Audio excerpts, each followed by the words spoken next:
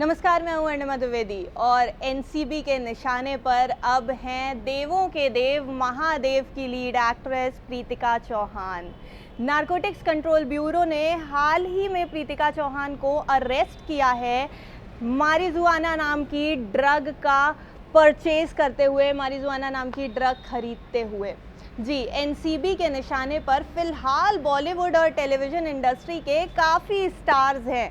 यानी कि एनसीबी अब किसी को नहीं छोड़ना चाहती है। जो जंग शुरू हुई थी ड्रग्स के अगेंस्ट सुशांत सिंह राजपूत की मौत के बाद से जो नाम सामने आने शुरू हो गए थे, वो नाम अब कई कड़ियां खोलते हुए नज़र आ रहे हैं।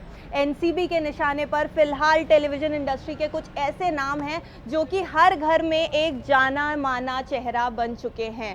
इसके साथ ही बॉलीवुड इंडस्ट्री के भी कई ऐसे नाम हैं जो कि अब एनसीबी के टारगेट पर आ गए हैं। तो हम बात करते हैं प्रीतिका चौहान की, जिनके लिए ये कहा जा रहा है कि 5 साल से उन्होंने टेलीविज़न इंडस्ट्री में अपने काम की बदौलत काफ़ी अच्छा नाम बनाया था।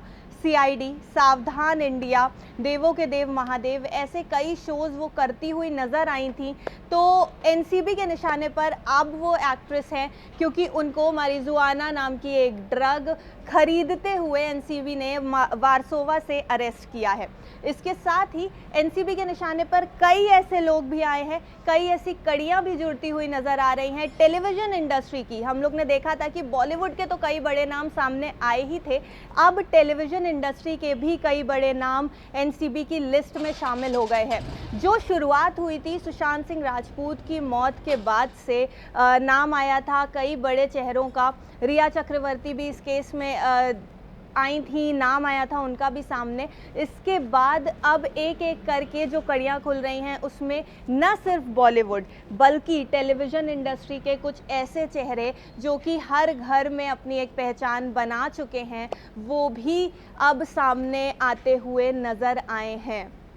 ऐसा ही एक चेहरा है प्रीतिका चौहान। देवों के देव महादेव से फेमस हो चुकी प्रीतिका चौहान अब एनसीबी के टारगेट पर है। उनको जुडिशियल कस्टडी में भेज दिया गया है 8 नवंबर तक के लिए और उनसे कई ऐसी कड़ियां जुड़ने की उम्मीद है, उनसे कई ऐसे नाम सामने आने की उम्मीद है, जिसको लेकर के इस बात के लिए आशा की जा रही है कि शायद टेलीविज़न और बॉलीवुड में ये जो ड्रग का स्कैम चल रहा है, ये जो ड्रग का धंधा चल रहा है, गोरख धंधा चल रहा है, इसको लेकर के कई ऐसे खुलासे होंगे जिससे मदद मिलेगी केसेस को सॉल्व करने की, ड्रग्स को इराडिकेट करने की मुंबई इंडस्ट्री से।